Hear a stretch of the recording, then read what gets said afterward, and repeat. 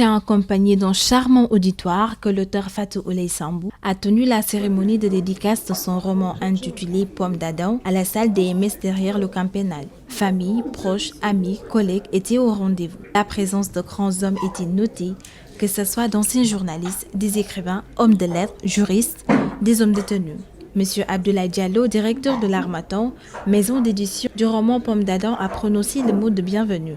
Mesdames, Messieurs, en vos titres, grades et qualités, vous m'autoriserez, après vous avoir remercié, vous tous et vous toutes, d'avoir pris de votre temps pour être avec nous cet après-midi à l'occasion du lancement du premier roman de Fatou Ouleye Sambou.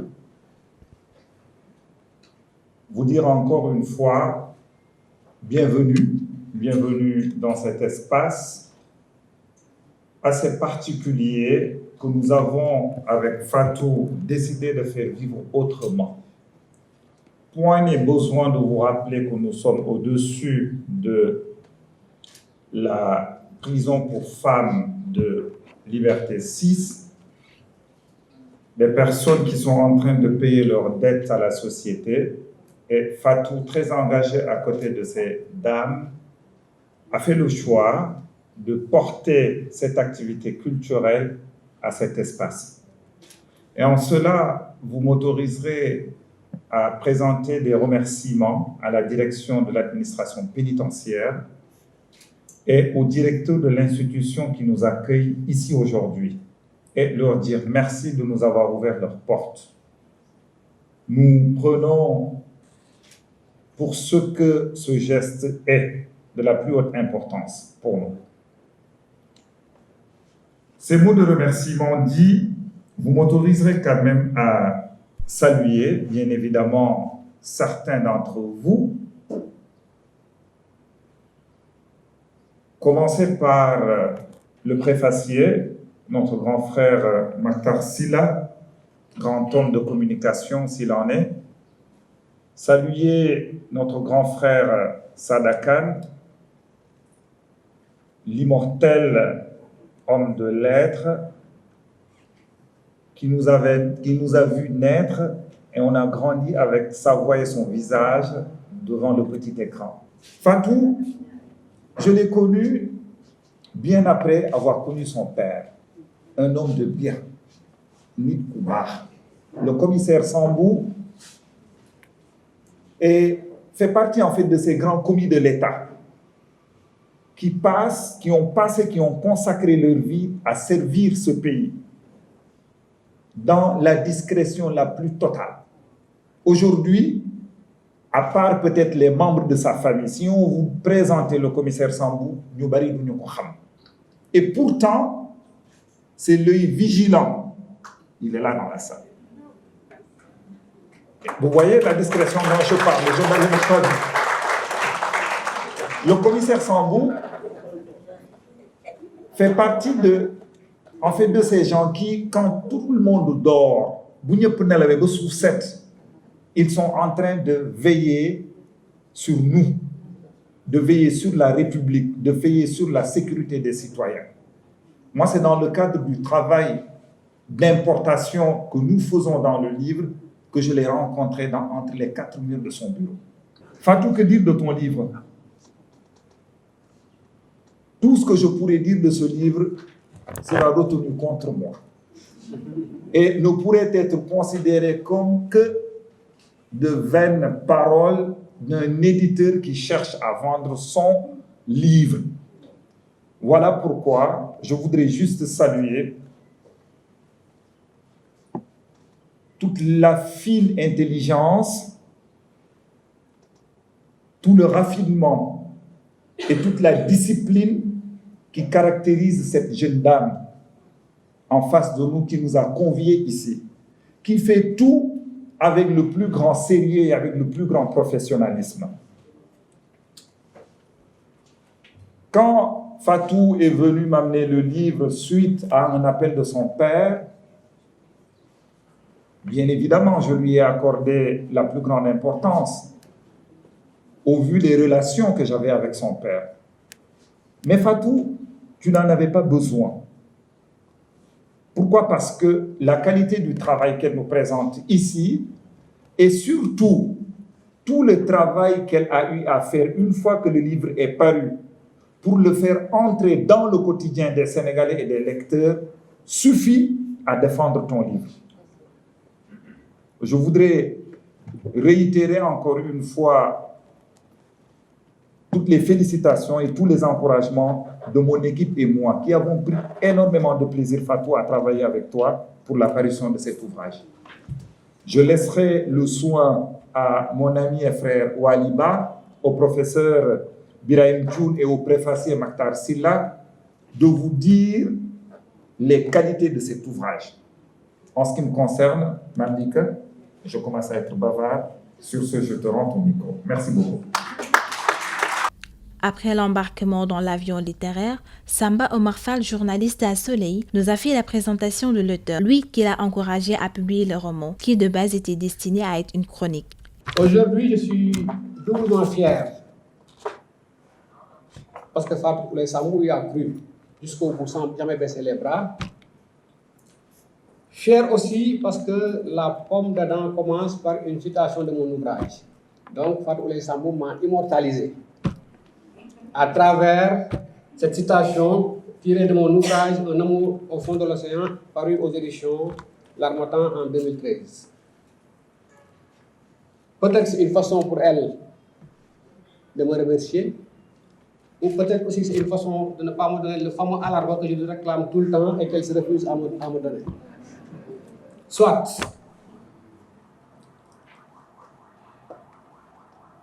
Je ne pourrais pas parler de Fatou Ouleye-Sambou tel un livre ouvert, même si le destin a fait que nos chemins se sont croisés au soleil. Mais nous partageons aussi les mêmes passions, à savoir l'écriture et la lecture. Fatou Ouleye-Sambou fait partie de cette catégorie de gens qu'on rencontre et qu'on n'oublie jamais. Ces gens qui marquent votre vie d'une manière ou d'une autre. C'est une journaliste très professionnelle. Et quand elle est venue au Soleil, elle était au service sport. Elle pouvait se dire que je vais au service culture ou autre, mais elle est venue au service sport. Sachant que les femmes ne vont jamais à ce service-là qui est réservé aux hommes. Mais elle est allée là-bas. Donc, journaliste de profession, elle a roulé sa bosse un peu partout. Et ça se justifie parce que son père est commissaire de police. Sa mère enseignante, les commissaires comme les militaires sont tout le temps affectés dans les régions. Moi, mon père fut sapeur-pompier. Tous les 2 ans, on déménageait d'une région à l'autre. Donc, à la longue, on a fait toutes les régions du Sénégal. Donc, c'est de là-bas que Fatou Sambou a certainement pris cette éducation de battante. Parce que Fatou Ouleye-Sambou, vous le savez tous comme moi, elle est têtue. Quand elle vous dit que je vais à Dakar, elle ira à Dakar. Qu'il pleuve ou qu'il vente. Fatou Ouleye-Sambou, pour vous donner un livre pour de lecture, vous voulez changer ce mot, il dit non, ce mot-là est bon. Donc quand elle s'agrippe à une chose, elle y va jusqu'au bout. Donc ça, c'est de l'abnégation. Et de l'abnégation, on en a besoin pour survivre dans ce monde-ci. Étant le préfacier du roman, l'érudit homme des médias Maktar Silla a tenu quelques propos sur le roman du fruit interdit. Les crises se multiplient, ou les challenges se multiplient. Il est fondamental que nous revenions à ces prémices, à ces soubassements, pour armer psychologiquement, physiquement, intellectuellement, moralement, cette jeunesse, en donnant la place également aux jeunes femmes. Ce roman, je ne l'aurais pas connu, je l'aurais lu le manuscrit, j'aurais cru que ce serait une dame d'un certain âge, ou d'un âge certain.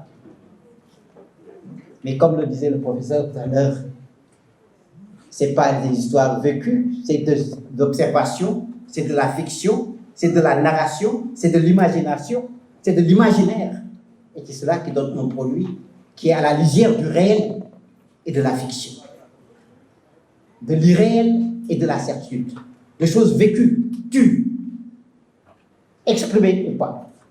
Et c'est cela qui est fondamental. Donc je voudrais vraiment encore une fois te féliciter, te dire prenons rendez-vous pour le prochain roman. Je pense que nous avons déterminé le lieu où nous ferons le lancement. Je n'en dirai pas plus. Ce que nous savons, c'est que Fatou est effectivement entré dans la cour des grands. Alors, c'est son préfacier qui entre très bien dans le jeu, dès le départ. Je ne vous prendrai pas la parole là.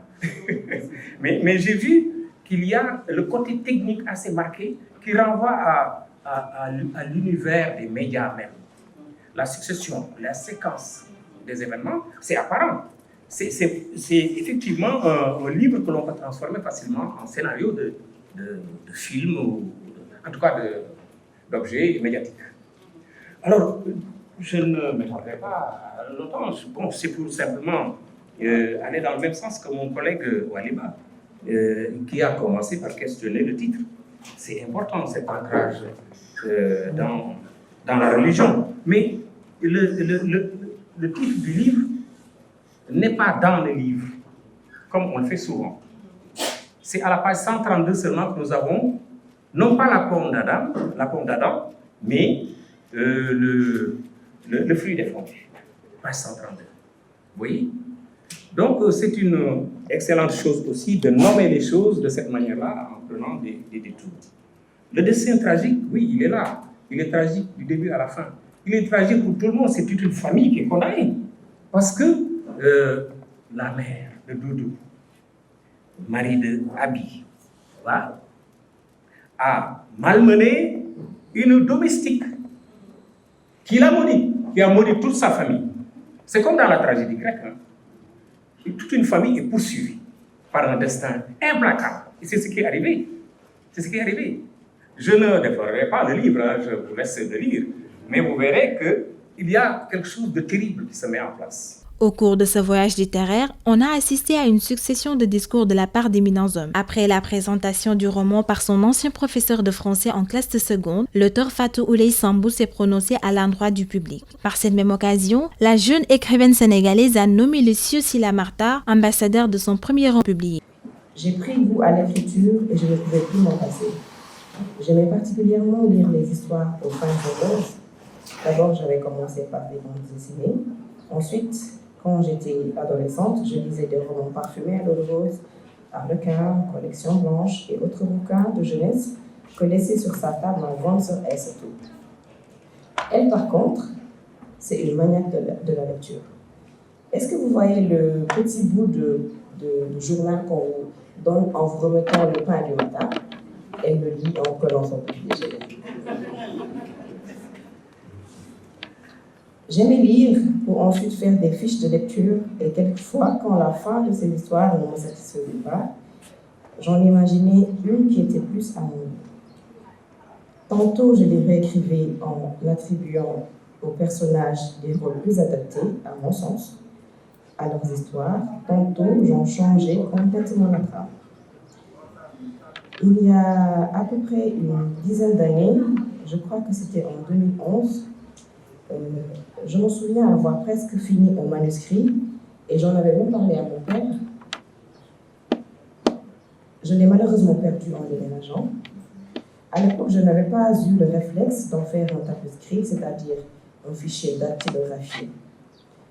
Je me dis que peut-être que ces écrits-là ont fini chez une de nos tatas vendeuses de Gertijaf, dans l'estomac d'une souris, à Mogos, ou même emportés par le vent qui l'aura déposé dans la rue pour se retrouver plus tard entre le balai et la pelle d'une mare domestique.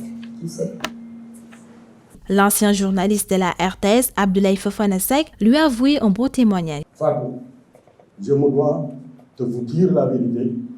Si j'ai accepté votre invitation, parce que ce chef-d'œuvre est préfacé par mon illustre grand frère et patron, Martar Sela Applaudissez-le. Martar souffrait de me voir dire quelques mots sur votre personne. Vous êtes l'humilité personnifiée. Martar, docteur ès lettres, talentueux angliciste, juriste de renom. Vous avez marqué l'histoire des médias ici et ailleurs.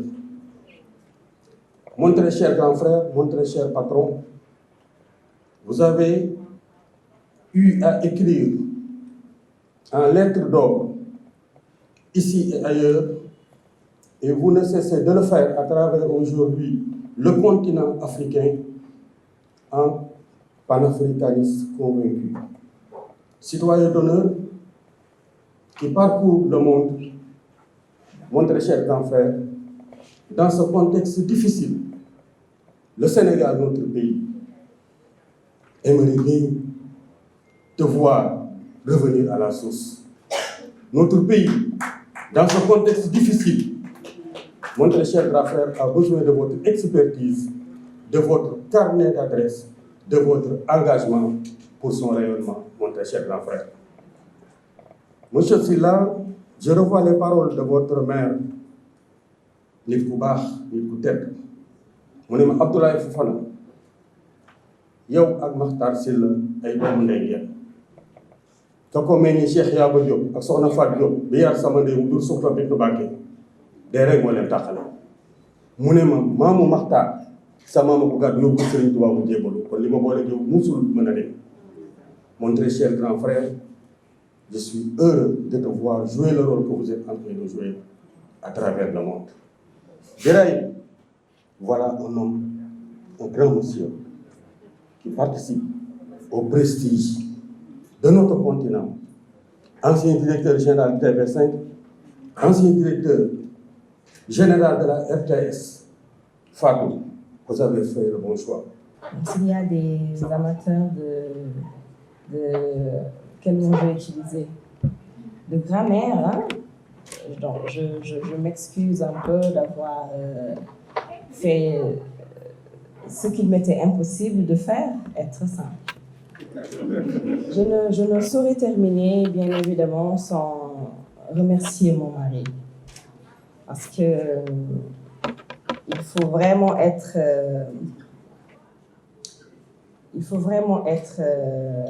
résilient pour vivre avec moi.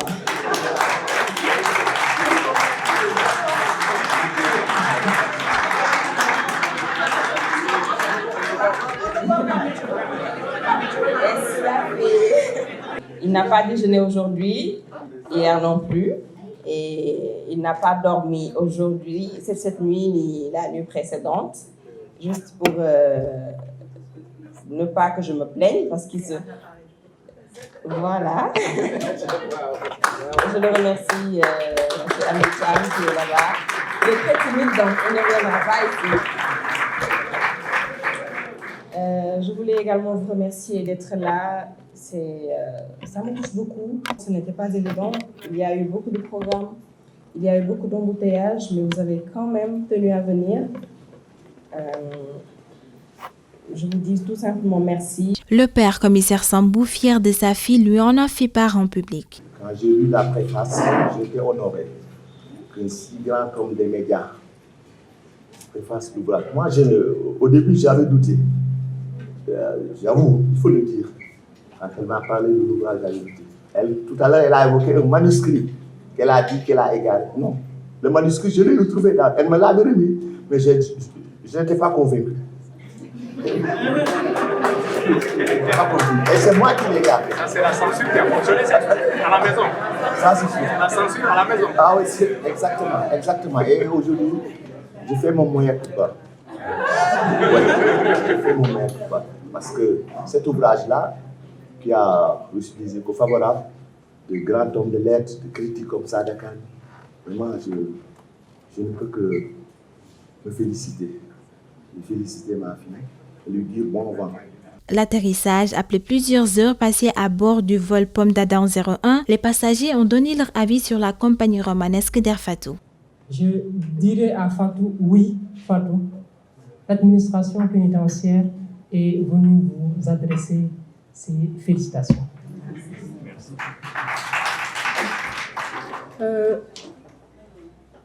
Au nom de Monsieur le directeur de l'administration pénitentiaire, le colonel Jean-Bertrand Bokandé, au nom également de tout le personnel pénitentiaire et des détenus dont nous avons la charge, nous tenons véritablement à remercier Madame Fatou Ouleye Sambou remercier pour le travail qu'elle accomplit pour le compte de l'institution pénitentiaire. La disponibilité, l'engagement, le dynamisme et l'abnégation dont elle a toujours fait montre n'a fait que relever et véritablement participer à l'effort de préparation à la réinsertion sociale, qui est une mission particulière pour l'administration pénitentiaire. Elle est ma nièce, mais il est rare qu'elle soit sur des projets sans pour autant qu'elle m'y associe, bien qu'elle me demande mon avis. Parce qu'on partage quand même en commun. On évolue dans la même sphère. Je travaille dans la communication. Ça va vous paraître bizarre que je puisse avoir quelques... Mais c'est l'émotion qui entraîne un peu ma voix. J'aurais bien voulu avoir préparé un petit discours. Je passe mon temps à écrire des discours, ça fait partie un peu de mon travail. Aujourd'hui, bon, on va un peu improviser. Je ne parlerai pas du livre, parce que c'est difficile de parler d'un bouquin qu'on n'a pas lu. La raison, elle est très simple. J'ai commencé à lire le bouquin, j'ai commencé à... Bon, je me suis un peu retrouvé dans l'univers avec peut-être quelques 2-3 prénoms qui m'étaient un peu familiers. Après, j'ai dit non, je vais m'arrêter la lecture. Parce que j'avais un peu peur en fait qu'elle m'ait mise en scène. Voilà, qu'elle m'ait mise en scène. C'était un peu ça en fait. Après je me suis dit, bon, peut-être qu'un personnage, j'avais peur qu'un personnage se soit inspiré donc de moi. J'avais surtout peur que ce soit qu'elle ait peint un côté sombre, peut-être que j'essaie de cacher. Après, j'ai dû m'arrêter peut-être au bout d'une vingtaine de pages. Donc ce sera un peu difficile pour moi de parler donc de ce bouquin que je n'ai pas lu et que je ne lirai certainement pas. Parce que j'ai un peu peur voilà, de lui en vouloir, alors que en termes de personne, en termes de discours, je ne dirais pas que c'est une personne parfaite, mais elle s'en approche beaucoup. Fatou Ouleye Sambou, qui est maintenant une consoeur et qui nous a réunis aujourd'hui à la présentation de son premier livre. Nous avons eu l'honneur et le privilège d'avoir fait partie des premières lectrices et nous avons véritablement apprécié le talent de l'auteur. Nous avons été agréablement surprises par la maturité dont elle a fait preuve dans le roman. Nous avons été également agréablement surprises par sa maîtrise du sujet, de l'art de la narration, des personnages. Et ça a été un plaisir de bout en bout. Je suis venue aujourd'hui assister à cette belle cérémonie de dédicace, très originale au niveau communicationnel. J'ai participé à beaucoup de dédicaces, mais aujourd'hui vraiment j'ai été subjuguée vraiment par la qualité, hein, surtout l'aspect communication. Il y a aussi beaucoup d'émotions, les parents, les témoignages, hein, des amis et des autres experts en communication. Vraiment une très belle cérémonie. Nous encourageons, surtout que c'est une femme, je milite beaucoup dans ces aspects, c'est une femme battante qui a pu, grâce à la performance, pouvoir produire ce livre de qualité. Par rapport à cette cérémonie, je devrais d'abord commencer par parler du livre en disant que c'est un bon livre, comme nous l'avons, n'est-ce pas, souligné à travers la présentation. C'est un roman qui est digne d'être lu, parce que tout simplement bien écrit, avec des thématiques tellement intéressantes, une narration bien conduite, un style allègre et vraiment avenant. Et donc, autant de qualités font que justement ce roman-là mérite d'être lu. Et puis derrière tout ça, il y a toute cette armada de communication, vraiment que Madame Fatou Ouleye Sambou a pu mobiliser pour pouvoir donner une certaine image à sa production. Parce que aussi nous sommes dans un monde où les productions intellectuelles, littéraires, il faut les valoriser. Et il ne manque pas de moyens pour le faire. Parce qu'il y a plein de choses, d'outils, n'est-ce pas, de support, qui sont censés prendre en charge cette communication-là. Et elle l'a tellement bien compris. Et c'est pourquoi moi je pense qu'il y aura forcément, en matière de présentation, en matière en tout cas de communication autour d'une production intellectuelle, il y aura un avant et un après Ouleye Sambou. Comme je l'ai dit dans ma présentation, je lui prédis un bel avenir en matière de création, parce qu'elle a de l'allant et elle a de l'allure, vous comprenez. Elle a vraiment des qualités intrinsèques, elle a des dispositions étonnantes au bout de sa plume, et c'est pourquoi je pense qu'elle n'est pas faite pour être à la périphérie, elle est faite pour entrer dans la cour des grands. Je suis très heureux d'avoir assisté à cette séance de dédicace à propos de ce livre La Pomme d'Adam, qui est un livre très émouvant, que je n'ai pas encore complètement lu, mais je sais qu'il y a des grandes personnes comme Mac Tarsila qui ont préfacé ce livre, et j'en parlais tout à l'heure avec lui et avec Sada Khan. Vraiment, c'est le talent de cette jeune écrivaine est très impressionnant. Elle a une façon d'écrire, une façon à la fois simple et sophistiquée, mais extrêmement claire. Et c'est très agréable, et vraiment, c'est son premier roman, mais je sais qu'à travers ça, il va y en avoir beaucoup d'autres qui vont suivre et qui seront certainement encore d'excellentes factures. C'est pas facile, il faut d'abord lire, il faut le sentir, il ne faut pas faire une préface pour faire la préface. Sauf que quand elle me l'a envoyé, c'est vrai, ça se lit d'une traite. En une soirée, on lit tout vraiment parce que l'histoire est passionnante. Ce sont des faits qui sont quelquefois proches de la réalité, beaucoup d'imagination, et voilà, je dis voilà. Et j'aime toujours faire les choses sur la lancée, parce que les premiers mots que je vais écrire pendant que je lis seront ceux qui serviront à faire cette préface. Donc c'est à la fois un honneur, un privilège. C'est une tâche quelquefois risquée parce que selon votre préface, les gens liront ou ne liront pas le livre. Voilà. Ce qui m'a motivée, d'abord j'ai toujours écrit. C'est pendant que certains leur hobby c'est de regarder un film, pour d'autres c'est de voyager ou d'écouter de la musique. Pour moi, c'est plutôt d'écrire et de lire. Donc l'histoire m'est apparue comme ça. Je me suis dit, tout naturellement, c'est venu. La jeune dame journaliste communicante, romancière faisant son entrée dans la cour des grands, nous donne rendez-vous bientôt pour un prochain voyage.